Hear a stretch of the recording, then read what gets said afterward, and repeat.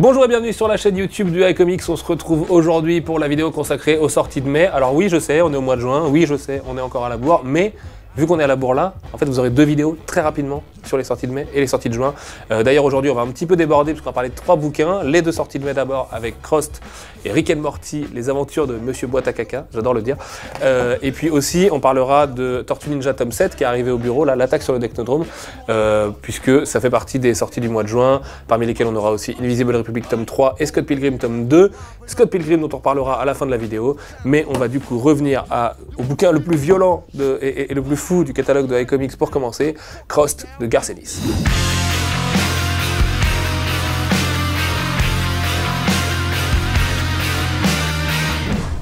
Crost, c'est le récit le plus extrême et le plus dérangeant que j'ai jamais écrit. C'est Garth Ennis lui-même qui le dit, c'est écrit sur la 4e de couverture. Et c'est putain de vrai, pardonnez-moi l'expression, puisque c'est sûrement un des bouquins les plus malsains qui soit. Malsain veut pas dire complètement débile et propre à juste nous montrer du gore et des tripes arrachées et des messieurs qui font l'hélico pénis avec le pénis arraché, donc ils s'envolent pour de vrai. Crost, c'est en fait une super relecture hyper contemporaine sur le mythe du zombie, mais plutôt du côté Romero plutôt que le côté zombie haïtien. Vous le savez, Romero, et Jim Jarmusch l'a rappelé dans son très mauvais film récemment, ça me fait très très mal de dire ça, c'est au départ une satire sociale, du coup, de la surconsommation et tout ça. Donc dans les années 60, on voit que la société a bien évolué et a bien écouté les conseils de tonton Georges depuis. Et Crost est un peu son pendant moderne, dans la mesure où les zombies, qui donc étaient ces trucs un peu lents et qui poussaient leur caddie là comme ça avec leurs bras, deviennent ici des enragés, des fous furieux, des homo demens, si vous me permettez le lien à cette très grande œuvre future qui est Death Stranding, et à Edgar Morin d'ailleurs, parce qu'en fait ça appartient pas à Kojima, mais à Edgar Morin qui a théorisé cette propriété de l'homo sapiens à être fou et à faire parler son hubris et sa volonté de piétiner l'autre et ainsi de suite.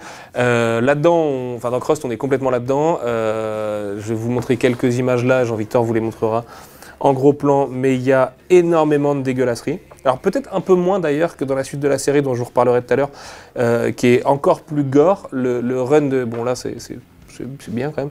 Le run de Garth Ennis a ça pour lui d'être quand même plus politique et davantage une analogie que la suite, qui est parfois, c'est vrai, en tout cas moi je pense, un prétexte à toujours plus de gore, toujours plus de sale, notamment dans la partie scénarisée par David Lafame, qui est un excellent scénariste et dessinateur au demeurant, mais qui est, je pense à notamment Valeurs familiales qu'on avait édité à l'époque chez Milady Comics, que j'ai choisi de ne pas remettre dans cette intégrale, parce que vachement moins inoubliable et important que le run de Garth Ennis.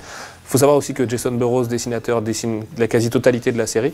Jason Burrows, c'est aussi un mec qui a accompagné Alan Moore, puisqu'en fait c'est un dessinateur attitré d'Avatar Press qui rachète des scripts à des grands auteurs pour ensuite les faire redessiner, donc par leurs artistes. Et Jason Burrows, souvent, c'est lui qui était sur The Courtyard et Neonomicon, si je dis pas de bêtises, donc la relecture Lovecraftienne d'Alan Moore.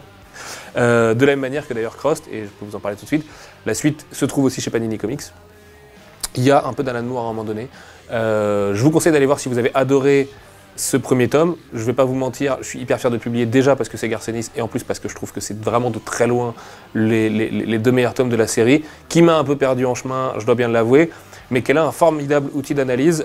D'ailleurs, je remercie l'ami Alt236 d'en avoir mieux parlé que moi dans sa dernière vidéo consacrée à Requiem d'Olivier Ledroit et Pat Mills, puisqu'il en fait vraiment un des fondamentaux de l'horreur moderne et de comment la folie psychiatrique peut se fondre dans l'horreur pure, et comment en fait un raz-de-marée de gros tarés peut lui aussi se transformer en apocalypse, et donc dans un monde post-apocalyptique où les gens encore à peu près sains d'esprit, mais ça se discute, deviennent parfois de plus en plus fous et se retournent donc contre les leurs.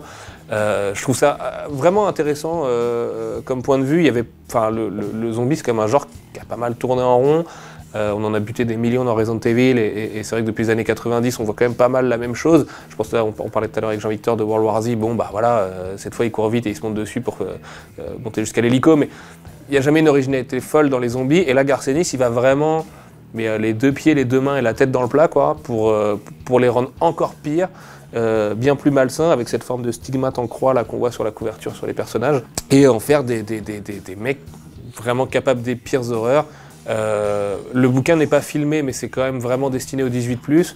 C'est aussi vraiment à déconseiller aux âmes sensibles, même si, encore une fois, ces 2 tomes-là sont plus calmes et constituent plus un espèce de road trip à travers les États-Unis en pleine apocalypse.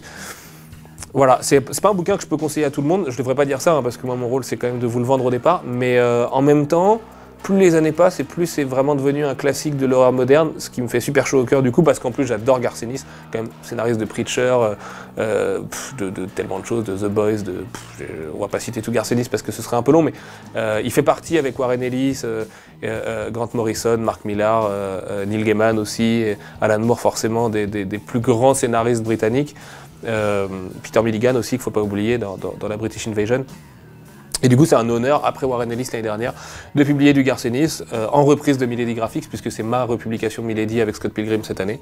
Et voilà, je suis vraiment content de le faire. Je suis content de la couverture aussi, du coup, qu'on a retravaillé. En fait, c'est un visuel du bouquin, parce que je n'aimais pas vraiment la couverture précédente. Du coup, je trouve celle-ci un peu plus efficace, avec ses jolies couleurs et tout. Vous avez un petit couteau pour annoncer la couleur, justement, là, juste derrière. Et puis, des petits blurbs de Sci-Fi Universe et Canard PC. Canard PC, oui, qui nous parle d'une œuvre coup de poing, n'est-ce pas? Parce que pourquoi pas Canard PC, écoutez, je pose la question. Voilà, dans un tout autre registre, du coup, même si c'est très scatophile aussi, on va passer à Rick and Morty et les aventures de Monsieur Boîte à Caca, le premier spin-off de la série Rick and Morty qui débarque en BD, enfin, donc, peut-être, là.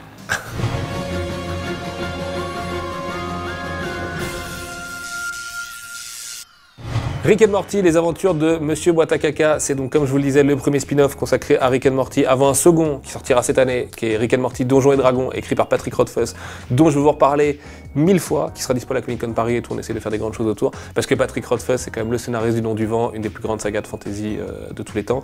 Ça précède aussi Rick and Morty Pocket Mortys, la parodie de Pokémon que vous avez découvert lors du Free Comic Book Day, puisqu'on vous a offert le premier chapitre de l'histoire le 4 mai dernier. Et puis il y aura aussi l'année prochaine, normalement, Rick and Morty Presents, qui est une série de one-shot consacrée à Jerry, Summer et à tous les membres de la famille, qui viennent donc, tout ça, occuper un peu le terrain quand ce ne sont pas des tomes de la série régulière, qu'on publie par ailleurs à côté, dont le tome 5 arrive au mois de octobre ou novembre cette année, pour accompagner la nouvelle saison, qui, vous le savez, sera dispo au mois de novembre. Voilà pour l'actu Rick and Morty. Parlons maintenant donc des aventures de Monsieur Boîte à Caca, Mr. Poopy Butthole en VO, c'est lui là, le petit monsieur, qui est donc en duo avec Summer dans cette aventure. C'est une histoire en 5 chapitres, écrite et dessinée par Sarah Graylee, donc c'est quasi 100% féminin comme casting, puisqu'elle est seule. Enfin, elle n'est pas toute seule, en fait, il y a d'autres gens pour l'accompagner. Au niveau des couleurs, vous avez tout le casting là qui est ici, du coup vous avez Mildred Lewis qui est aux couleurs, et puis Mark Ellerby, qui est donc le dessinateur attitré de la série Rick and Morty, qui vient taper quelques pages bonus dans lesquelles on voit les deux persos qui donnent leur nom à la série, donc Rick et Morty, vous l'aurez deviné. Je sais plus ce que je vous avais dit la dernière fois sur Rick and Morty, les aventures de Monsieur Boîte à Caca, mais en gros, pour schématiser un peu le truc, Mr. Poopy Butthole, vous le savez, vient d'une autre dimension dans la série télé. C'est lui qui fait « Oh oui !» Oh oui et qui est un personnage incroyable, puisque il a l'air très naïf, mais en fait il est extrêmement cynique, et c'est un enfoiré, mais en même temps c'est un personnage hyper innocent, et il a une relation avec Rick qui est très très particulière. Mr. Poopy Butthole, dans sa dimension à lui, c'est une rockstar. Et aussi bizarre que ça puisse paraître. Et en fait, il vient d'une dimension où il y a plein de boîtes à caca comme lui. Alors même si son physique, bon, il a un peu une forme d'étron. Les étrons ont toutes les formes. Je veux pas faire de la discrimination d'étron, mais il a quand même un peu une forme d'étron, d'où son nom, Mr. Poopy Butthole, Monsieur Boîte à Caca. Mais dans son univers, du coup, les gens comme lui le considèrent comme une gigastar. C'est un peu la star d'une émission de télé-réalité dont la productrice serait une sorte de vipère contrôle fric qui veut mettre la main absolument sur ses produits, du coup, parce que c'est littéralement un produit. Donc il y a un peu une satire sociale et contemporaine là-dedans aussi, et c'est assez drôle parce que léger. Et en fait, il est accompagné par Summer sur sa planète. Summer, elle, est prise en grippe par les gens qui pensent qu'en fait, elle a enlevé Mr. Poopy Butthole, et lui-même doit un peu refaire face aux gens qui l'adulent, mais qu'il a voulu quitter de son propre chef, et qui va requitter a priori. En tout cas, c'est la mission qu'il se donne au fil de ses aventures. Ce qui est cool, c'est que c'est un petit one-shot, c'est bien détente, ça fait du bien d'avoir une écriture et un dessin un peu différent du reste. Du coup, je vais vous montrer là aussi quelques pages, mais vous verrez que le dessin de Sarah Graylee est assez différent de celui de Mark Ellerby. Il y a un côté un peu plus, j'aime pas trop dire ça, parce que dire que les femmes dessinent comme des femmes, c'est vraiment la bassesse d'esprit la plus totale, mais il y a quand même un côté plus rond, plus féminin et tout dans le dessin. Les couleurs sont plus chatoyantes aussi. On est sur des palettes de rose et de violet beaucoup, comme le top de Summer d'ailleurs. Et puis le perso de Mr. Poopy Butthole est vraiment hilarant. Et puis les autres Poopy Butthole sont eux aussi excellents là sur leur planète. Où les infos, là aussi, sont très satiriques de ce qu'on connaît nous sur les chaînes d'infos continues et tout. Et voilà, c'est une vraie petite aventure bien marrante. J'ai voulu commencer par celle-ci parce qu'elle m'avait vraiment fait marrer en VO. C'est peut-être moins ambitieux que Rick and Morty Donjons et Dragons de Patrick Rothfuss, mais forcément parce que le casting de Patrick Rothfuss et de Jim Zub est all-star, même dans le cadre de Rick and Morty, qui est une très grosse série, vous le savez. Mais justement, cette petite respiration un peu à la cool permet aussi pour nous de tester votre engouement pour les spin-offs et donc de faire de la place à Pocket Mortys, qui est hyper drôle aussi, l'année prochaine. Pareil pour Rick and Morty Presents. Donc voilà, je vous invite vraiment à découvrir ça. C'est le même prix que les autres, c'est 15,90, c'est la même épaisseur. Voilà, c'est un tome de Rick and Morty à glisser dans votre collection Rick and Morty. C'est parfait pour patienter jusqu'à la saison 4, qui, si je peux vous glisser 2-3 indices, va être absolument épique. En vrai, je peux même vous dire qu'elle aurait dû sortir 2 mois plus tôt au départ et qu'ils l'ont repoussé pour une très bonne raison, qu'on devrait découvrir d'ici au mois de novembre. Du coup, mois de novembre, moi aussi marqué par la sortie de Death Stranding. J'ai dit que je vous en parlerai autant de fois que possible dans cette vidéo. Et vraiment, cette saison 4 s'annonce très bien, et on a quelques annonces Rick and Morty à faire, mais ça devra attendre malheureusement la prochaine vidéo, parce que j'attends qu'on me valide les fameux contrats d'américains NDA, j'ai pas le droit de parler tout ça, sinon des gens du FBI, avec leur sniper juste là, m'explose la tête. On va finir le traitement des sorties avec Tortue Ninja tome 7, donc du coup pour suivre notre autre licence qui est Rick and Morty, l'attaque sur le Technodrome, une petite pause dans l'histoire après le Nouvel Ordre Mutant et avant Vengeance, le tome 8 qui sera absolument incroyable. Je vous en parle tout de suite.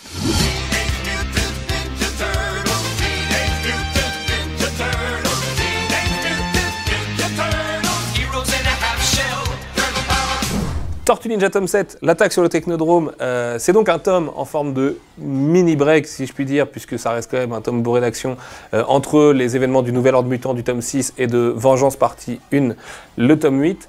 C'est un lien direct du coup au premier tome d'un comics qui était la guerre de Krang, puisque vous le savez, en fait, Krang est une menace latente dans l'histoire des Tortues Ninja chez IDW et iComics, un peu en marge de Shredder, même si on les a vus pactiser tous les deux dans le tome précédent. Krang, il a un but depuis le départ, et il a un but depuis les années 80, c'est de terminer son Technodrome.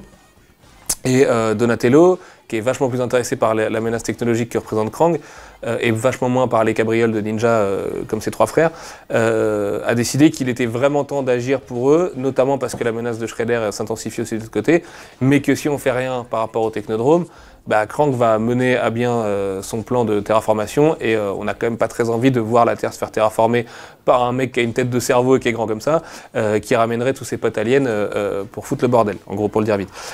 C'est donc dans ce tome, dessiné par Corey Smith, puisque Mathéus a pris une pause, le temps de préparer le magnifique Vengeance, et vous verrez que quand je dis magnifique, c'est pas galvaudé, puisque j'ai très hâte de vous en reparler et de vous parler d'autres choses autour de ce tome d'ailleurs.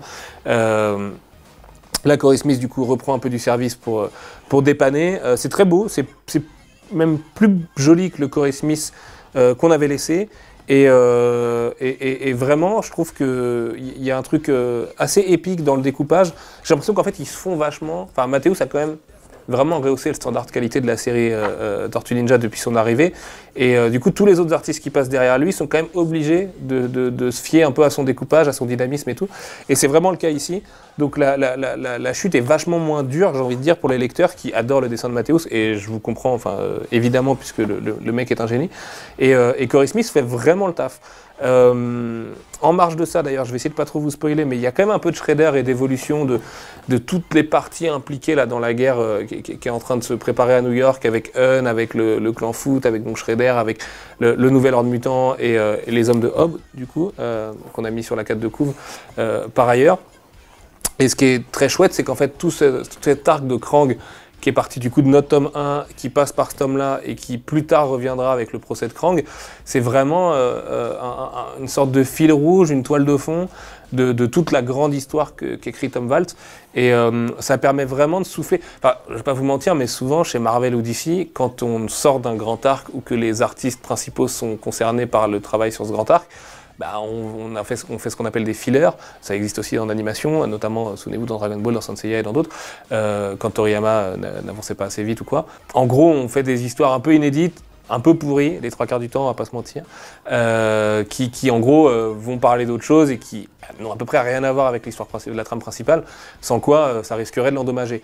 Ici, Tom Waltz a eu la très bonne idée de faire de ses fillers tout cet arc narratif sur Krang, qui est hyper efficace, parce qu'en plus Krang c'est quand même l'autre vilain classique des Tortues Ninja, là non plus je vous apprends rien, et en mettant autant d'action que nécessaire, en s'en servant aussi dans les différents schismes qu'il y a entre les 4 tortues, puisque Donatello en a marre d'expliquer à ses frères qu'il va bien falloir faire quelque chose pour les petites aliens là, et je trouve ça vraiment très malin.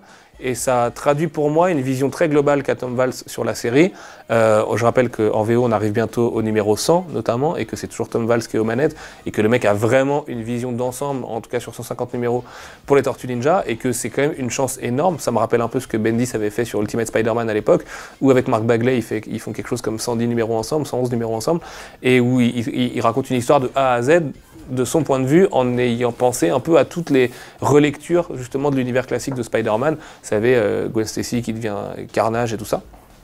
Et ben en fait, on est vraiment dans le même genre de dynamique avec Tom Waltz, qui, un peu à l'instar de Mathéus d'ailleurs, est un artiste hyper sous-estimé et qui mériterait lui aussi d'être recruté par Marvel ou DC. Mais j'ai envie de dire tant mieux pour nous, puisqu'il nous livre encore une fois une leçon vraiment de comment tenir une série super-héroïque.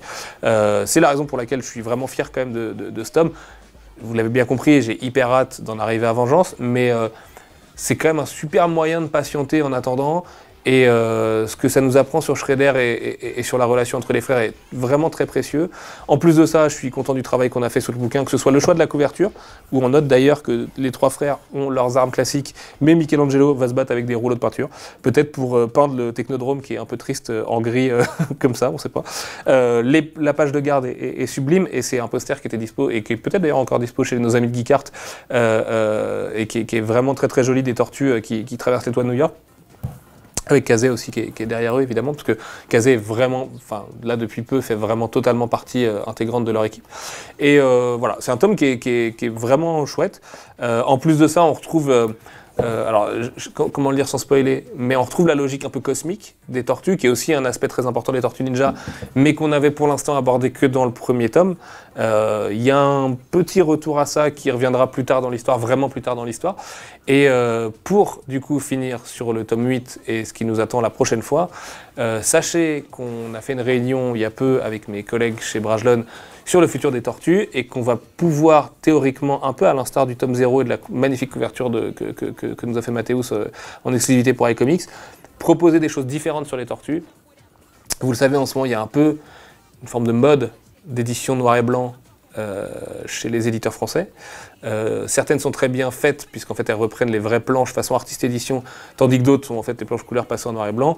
On a la chance d'avoir accès à des sources absolument fabuleuses du travail de Mathéus, et on réfléchit à des choses comme ça, en plus des mini-séries, dans un modèle de commercialisation un peu inédit, et d'ailleurs, n'hésitez pas en commentaire à me dire ce que vous en pensez, mais qui serait le crowdfunding, puisque vous le savez, les tortues n'ont toujours pas assez de lecteurs pour qu'on puisse se permettre de lancer ça comme ça dans l'ouest sauvage des rayons des libraires de la Fnac et d'Amazon. En revanche, le crowdfunding paraît être une bonne solution pour vous, tous les fans hyper impliqués dans la vie des tortues, on l'a vu encore avec le tome 0, et qui pourriez en fait donner une raison commerciale et éditoriale à la fois au projet d'exister. En tout cas, qu'on ne perde pas trop d'argent à vouloir faire des projets ultra quali, comme l'édition de certains arcs en 2 parties des Tortues Ninja dessinés par Mathéus. Vous le savez, Mathéus, c'est en plus d'être un ami proche, un artiste qu'on aime beaucoup. Donc le mettre en avant de cette façon nous ferait très plaisir. Poursuivre aussi la logique des micro-séries qu'on vous offre par des publications gratuites. Et d'ailleurs, vous avez Michelangelo qui arrive tout bientôt chez Cultura. Je ne sais pas trop quand, en septembre, je crois. C'est vraiment une OP commerciale, donc je ne suis pas très concerné par la façon dont ça va être commercialisé, mais on vous donnera toutes les infos. Je sais qu'il y a eu pas mal de gens qui n'ont pas toutes les micro-séries et qui voudraient les récupérer. Et ben peut-être que le crowdfunding est un moyen de vous les réattribuer ces 4 micro-séries sur les 4 tortues qu'on vous distribue gratuitement par ailleurs, et en même temps de publier les micro-séries sur les vilains, sur les autres gentils, donc je pense à April, je pense à Splinter, je pense à Kazé, et à tous les autres persos, parce qu'en fait il y en a plein de micro-séries. Donc voilà, c'est quelque chose auquel on réfléchit beaucoup aujourd'hui. Vengeance, qui est le prochain tome du coup qui sortira cette année, est vraiment exceptionnel. Je crois que la partie 2 sort pour Angoulême l'année prochaine. Vous pourrez déduire d'un petit happening qu'on essaie de monter à ce moment-là. Et voilà, je ne vais pas vous refaire le discours habituel sur les tortues, ça va être un peu chiant à chaque fois, mais on a besoin de plus de lecteurs, on a besoin de plus de lecteurs, on a besoin de plus de lecteurs, c'est juste une réalité. Mais peut-être du coup que les projets participatifs comme ça, ou en forme de souscription, en fait c'est à peu près la même chose, pour nous en tout cas, sont la solution pour vous offrir ce que vous réclamez à corps et à cri. Et puis je rappelle aussi qu'au mois de septembre, au mois d'octobre, sur Comic Con Paris en tout cas ce sera sûr, mais vous l'aurez la même semaine en librairie, vous avez la série originale de Peter Laird et Kevin Eastman de 1984 qui sort aussi, donc la première autre publication que la série régulière IDW au catalogue de iComics. Là aussi, on aura besoin de lecteurs. C'est une série qui est encore plus difficile d'accès parce que le dessin est ce qu'il est et que c'est du noir et blanc que la série régulière. Mais peut-être que l'aspect patrimonial arrivera à convaincre d'autres gens de commencer par là avant de nous rejoindre sur cette série-là. C'est tout ce que je souhaite, honnêtement. Et puis de toute façon, quand tu es éditeur de Tortue Ninja, c'est un peu ton rôle de rendre disponibles les originaux de Eastman et Laird. C'est un vrai gros morceau de la pop culture contemporaine. Donc voilà, je suis vraiment ravi de le faire. J'espère juste que ce ne sera pas une banane commerciale, puisque vraiment les tortues, je le dis et je le répète, méritent toute votre attention. Donc voilà. Sur ce, je vous laisse avec un petit point sur un autre happening justement, qui est la tournée Scott Pilgrim. C'est super cool parce qu'on va pouvoir accueillir la Brian Lee O'Malley pendant une semaine, à peu près, un peu plus d'une semaine en France. On a 4 dates qui sont prévues. Alors si je vous dis pas de bêtises, on sera ensemble, parce que je fais la tournée avec lui comme toutes les autres tournées, à Lyon le 8 et 9 juin, le 11 juin à Nantes, à la Mystérieuse Librairie, et le soir au Pâté Atlantis, qui est donc un gros multiplex en bordure de Nantes, pour une projection exceptionnelle de Scott Pilgrim vs. The World d'Edgar Wright, en compagnie de Brian, du coup, qui viendra faire une masterclass à la fin de la projo. Donc là aussi, je vous invite à venir, parce que ça va être vraiment très chouette, et on aura pas mal de petites surprises pour vous. On sera aussi le 12 mai, donc le lendemain, le mercredi 12 mai, à Paris, à la Tête à Toto, juste à côté du Grand Rex. C'était pas, et donc du Max Linder, c'était pas tout à fait anodin au départ, puisqu'en fait, la projo du Pâté Atlantis était censée être aussi à Paris, au Max Linder, pour Scott Pilgrim vs. The World, en compagnie d'Edgar Wright, en plus de Brian Lee O'Malley. Mais il se trouve qu'Edgar Wright a rien trouvé de mieux à faire que de tourner son nouveau film, et qu'il est en pleine phase de pré-prod, et qu'il a très envie de le faire, mais qu'on ne pourra pas le faire cette année du coup. Ça ne veut pas dire qu'on ne le fera pas, puisque tout le monde a très envie de faire cette projo événementielle ensemble. Donc à l'instar de la préface qu'il avait fait pour Scott Pilgrim tome 1, qui est inédite à iComics, il a vraiment envie de s'impliquer de nouveau avec Brian, qui est un ami proche à lui, et pour Scott Pilgrim vs. The World, qui est un de ses meilleurs films, manifestement. Donc peut-être que l'année prochaine, on arrivera à monter quelque chose comme ça, c'est tout ce que je nous souhaite en tout cas, parce que c'est quand même un film qui mérite là aussi toute votre attention, et qui, un peu à l'instar de Tortue Ninja, était passé sous le radar à l'époque de sa sortie, puisque je vous rappelle, Universal avait sorti le film en France après la sortie du Blu-ray aux États-Unis, et donc évidemment le film avait vraiment bidé chez nous, enfin en même temps il n'avait aucune chance de vivre autrement. Mais donc si vous êtes nantais, en tout cas, vous pourrez profiter de cette occasion de le voir au cinéma. Si vous n'avez jamais vu le film, regardez-le parce que c'est une merveille. Et puis l'année prochaine, on remontera ça. Et dernière date, oui, on sera à Nice le 14, donc 2 jours plus tard le vendredi, à Baie des Fugues, du coup, et on reste 3 jours à Nice, il me semble, dans le coin, puisque pour des raisons personnelles liées à Brian, on sera par là-bas. Donc n'hésitez pas à venir faire des coucous, donc à toutes les dates, à Lyon, Paris, Nantes et Nice, à venir rencontrer Brian, qui est un mec super. Vous aurez, et c'est confirmé, un print exclusif offert. Alors je suis obligé de dire pour l'achat du tome 2 en avant-première chez les libraires, mais qui est basé sur l'affiche que vous avez peut-être vu sur mes réseaux sociaux, dessinée par Brian Lee O'Malley exclusivement, là aussi pour iComics, pour la tournée française. Donc vous aurez un print A4 comme on a fait sur Ike Giants, comme on a fait sur le Shortless Bear Fight Tour, comme on a fait sur la tournée de Matteo Santoluco avec les Tortues à Paris l'année dernière.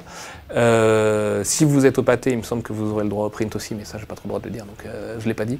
Et puis voilà, tout pour faire la fête là pendant une semaine. C'est une super occasion de rencontrer Brian en France, c'est pas souvent. Il était venu il y a, je sais plus, 4-5 ans, je crois, pour parler de Seconds, qui était sorti chez Dargo. Moi, je l'avais rencontré à l'époque. On avait fait une super interview sur Comicsblog. Je vous encourage à la regarder sur YouTube. Vous tapez juste Brian Lee O'Malley interview, je pense que vous allez la trouver. Elle est très enfumée, cette interview, puisqu'on avait passé un très bon après-midi à Porte de Clignancourt avec Lavi Brian, qui, vous le savez, est californien, donc aime les douceurs. Et il avait goûté les douceurs françaises à ce moment-là.